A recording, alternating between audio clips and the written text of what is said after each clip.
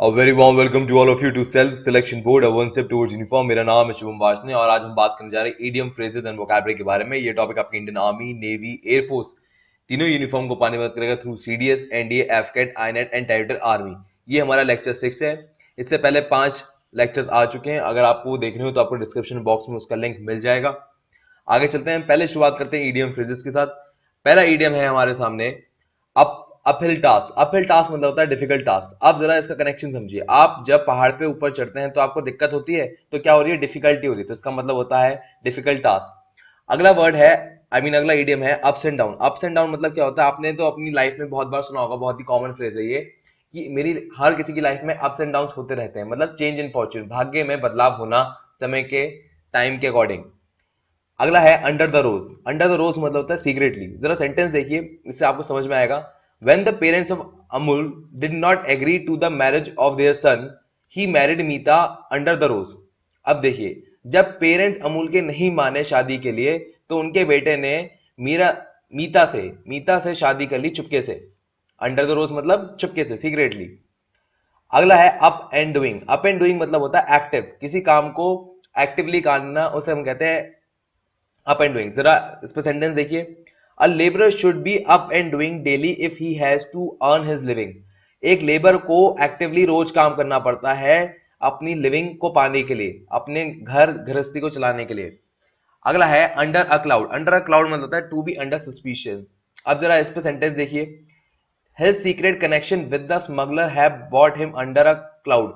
उसके जो कनेक्शन थे स्मगलर के साथ, उसकी वजह से वो आज सस्पिशियस है।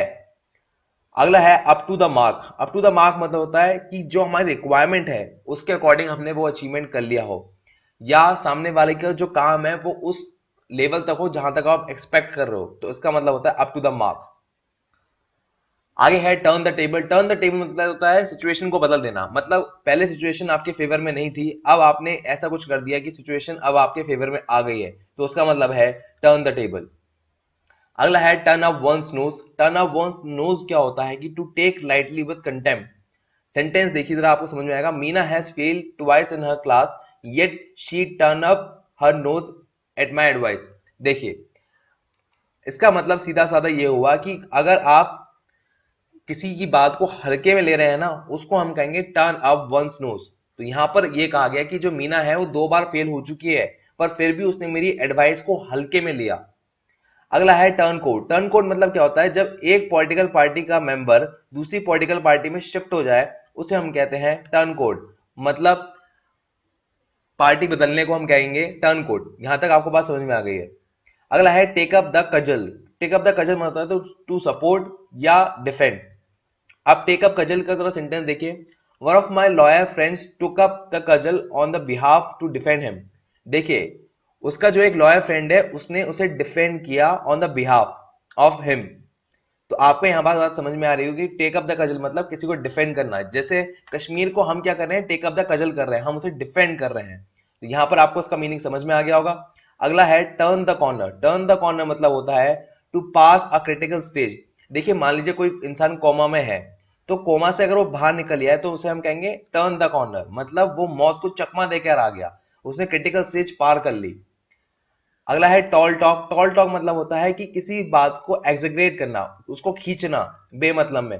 आपने अगर नोटिस किया होगा, मिडिल क्लास फैमिली से हैं तो शाम को औरतें एक जगह इकट्ठा हो जाती हैं और वो एक दूसरे की सिर्फ बातों को खींचती रहती है। अरे उसने तो ये करा था, उसके खाने में वो बना था, और बेमतलब की बातें चलती रहती हैं। अगर आपने मम्मी के साथ किटी पार्टी अटेंड की है कभी, तो आपको कुछ ज्यादा ही खास पता होगा। टॉल टॉक मतलब किसी बात को खींचना। आगे अगला है tooth and nail. Tooth and nail मतलब होता है वायलेंटली। वायलेंटली किसी चीज के खिलाफ काम करना, या किसी का विद्रोह करना, या कोई एक्शन करना जो वायलेंटली हो, उसे हम कहेंगे tooth and nail. All the student revolted tooth and nail against the partiality of the teachers towards some student. सभी स्टूडेंट ने रिवोल्ट किया वायलेंटली अगेंस्ट उन टीचर्स के जो कुछ स्टूडेंट के साथ पार्शियलिटी कर रही हैं। अगला है throw in a towel. Throw in a towel होता है टू बी डिफीटेड। देखो, आपने रेसलिंग में देखा होगा कि अगर मान लो एक रेसलर हार जाता है तो अपना टॉवल हवा में उछालता है, तो उसको उछालने को क्या कहते हैं? हार मानना। तो यहां पर भी थ्रो इन अ टॉवल मतलब होता है हार मानना। अगला है take with a pinch of a salt. इसका मतलब क्या होता है? कोई भी चीज डाउट के साथ आप उसे एक्सेप्ट कर रहे हैं, तो उसे हम कहेंगे take a pinch with the salt. आगे चलते हैं, turn a hair. Turn a hair मतलब शो एनी रिएक्शन। जरा इस पे देखें, although his friends provoke him against Rohit he did not turn a hair and remain calm. जबकि उसके दोस्तों ने उसे प्रोवोक करने की कोशिश की, उसने कोई एक्सप्रेशन नहीं दिया, कोई रिएक्शन नहीं दिया। और टर्न हेयर मतलब क्या होता है, रिएक्शन देना। तो यहां पर डिड नॉट की वजह से यहां आ रहा है कि कोई रिएक्शन नहीं दिया। तो यहां पर आपको बात समझ में आ गई होगी। जरा फिर से देखो इसका मतलब क्या है। टर्न हेयर मतलब शो एनी रिएक्शन। सेंटेंस हुआ although his friends provoke him against Rohit he did not turn hair and remain calm. उसके दोस्तों ने प्रोवोक किया उसे रोहित के खिलाफ, बट उसने कोई रिएक्शन नहीं दिया।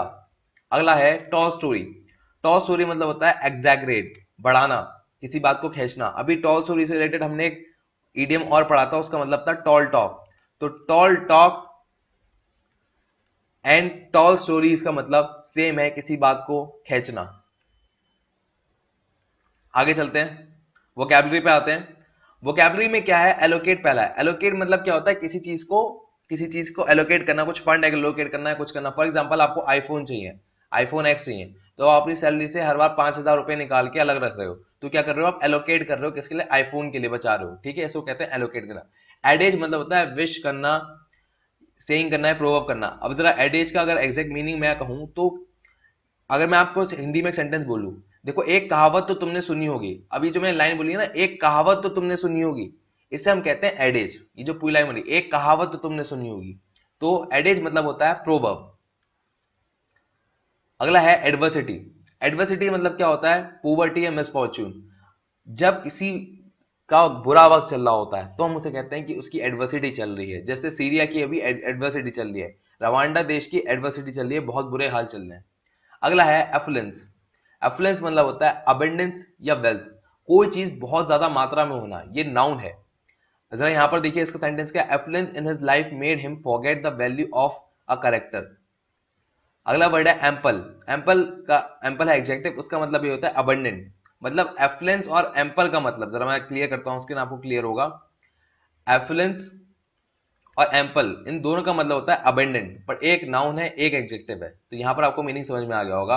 अब चलते हैं एब्सॉल्व। एब्सॉल्व मतलब होता है पार्डन, मतलब माफ कर देना। अब जरा ये जो सेंटेंस है, ये आपके, अगर मान लो कल आप ऑफिसर बन जाते हो तो आप इससे रिलेट कर पाओगे। At last he was absolve from the charge of misconduct to his officer. Finally इसको माफ कर दिया गया, फाइनली इसको माफ कर दिया गया जो उसने मिसकंडक्ट किया था अपने ऑफिसर के साथ। अगला वर्ड है एब्सकॉन्ड। एब्सकॉन्ड एक वर्ब है, इसका मतलब होता है रन सीक्रेटली। जब से उसने अपना मर्डर कमिट किया है तब से वो सीक्रेटली भाग रहा है इधर से उधर। चोर चोरी करने के बाद एब्सकॉन्ड हो जाता है, मतलब चुपके से सीक्रेटली भागता रहता है एक दूसरे से। आगे चलते हैं, एफ्रे। एफ्रे मतलब क्या होता है, पब्लिक ब्रेवल। पब्लिक ब्रेवल, यहां पर अगर आप सेंटेंस देखें तो ये कह रहा था timely action of the police averted the serious mishap to affray between the two communities. जब भी कोई दो कम्युनिटीज में झगड़ा होगा तो हम उसे क्या कहेंगे, एफ्रे। हमारे देश में कई बार हिंदू मुस्लिम के झगड़े हो जाते हैं तो हम उसे कहेंगे एफ्रे। यहां पर आपको बात समझ में आ गई होगी। अगला है एनिहिलेट। एनिहिलेट क्या होता है, डिस्ट्रॉय। सेंटेंस देखिए, the use of nuclear weapon is likely to annihilate the humanity. Nuclear weapon का इस्तेमाल इस ह्यूमैनिटी को बर्बाद कर देगा। एनिलेट मतलब बर्बाद करना, डिस्ट्रॉय करना। अगला वर्ड है एफेबल। एफेबल मतलब होता है प्लीजिंग, किसी किसी को खुश करना। His affable manner always win him admiration in the society.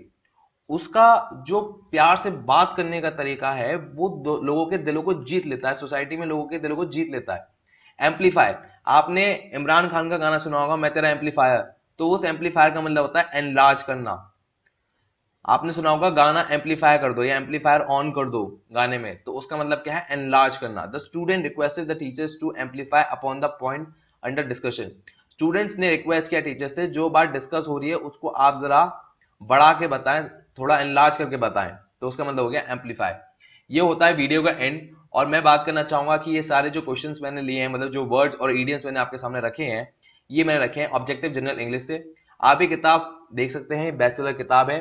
1860 से ज्यादा इसके कस्टमर रिव्यू हैं और ये लिखी गई है एसपी बख्शी के द्वारा। इसका लिंक आपको डिस्क्रिप्शन बॉक्स में मिल जाएगा। मैं लेता हूं आपसे विदा। मेरे लिए कोई मैसेज हो तो हैशटैग वाशनिंग करके कमेंट बॉक्स में डालिए, और मिलते हैं आपसे अपनी अगली वीडियो में। जय हिंद।